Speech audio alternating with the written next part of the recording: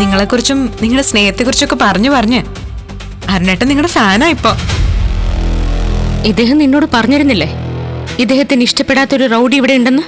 അദ്ദേഹം പറഞ്ഞ റൗഡി മറ്റാരുമല്ല, സച്ചേട്ടനാ. അവരുടെ കല്യാണം നമ്മൾ നടത്തി കൊടുത്താ അവളുടെ ജീവിതം കണ്ണീരിലാവും, അതുറപ്പാ. ഭയങ്കര ഈഗോയാ അവന്.